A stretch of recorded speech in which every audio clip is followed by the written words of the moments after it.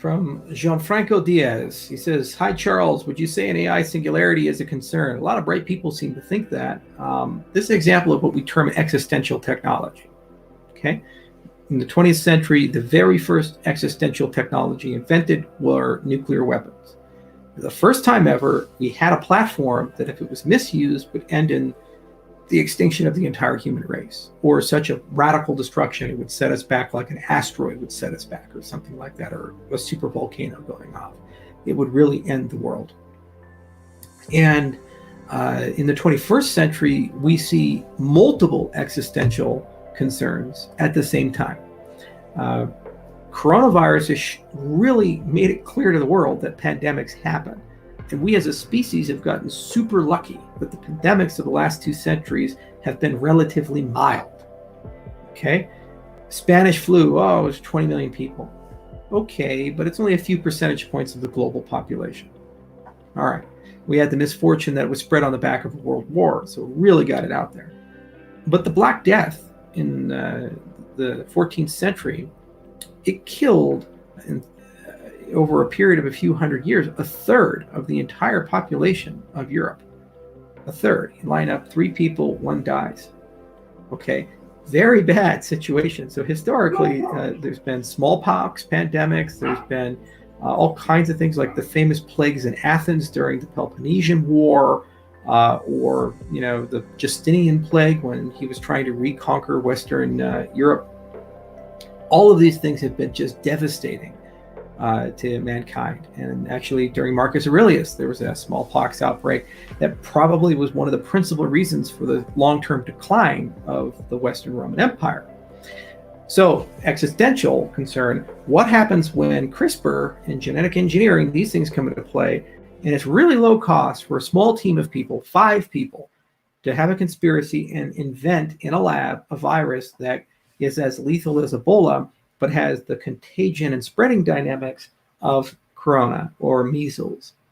Okay, what if you build in that it takes a real long time, 2-3 weeks, while you're infectious but asymptomatic? That tail would be absolutely catastrophic, because by the time it kills you, you've already spread it to 16 people or 17 people, and then keeps going, and it can just spread to the world like wildfire, strategically released. So biotech is getting to a point where it could be existential. There's things called gene drives that can permanently alter the genome of an entire species. And for example, they're experimenting with mosquitoes to exterminate them. This way you could sterilize an entire species in a few generations. So that's biotechnology. Then you have nanotech, and there's a whole collection of existential technologies that will become evident in the 21st century. AI is an existential technology.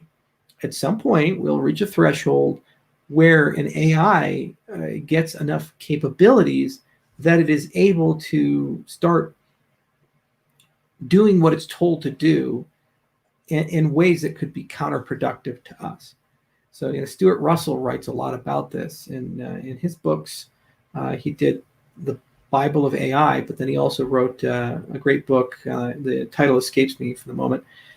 Which discusses I think it's the problem of control. It discusses basically how do you build a useful AI that does the things that we have objectives around, but doesn't go ahead and optimize in ways to harm humanity.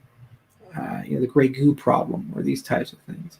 So I think it's a huge concern, and it's an undervalued thing. Humans tend to underestimate and be myopic to longer-term existential problems, and they tend to overestimate and overreact to local concerns in the time horizon. We have invested more effort into coronavirus than in any other human endeavor since World War II, collectively.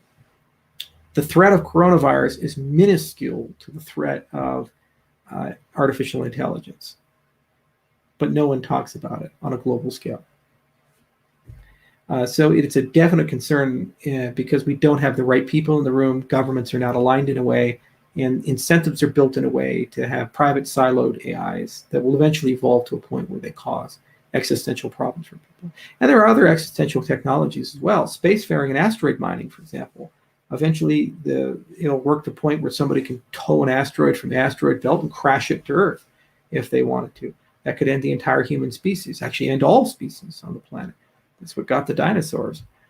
So all kinds of things could be done. And 21st century is the first century where we have technology to go down that road.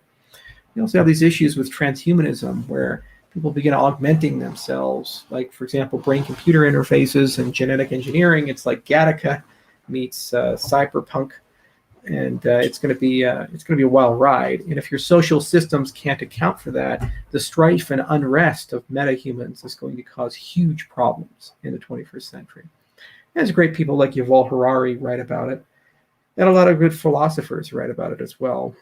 And unfortunately, governments are not structured in a way to actually be able to deal with these problems.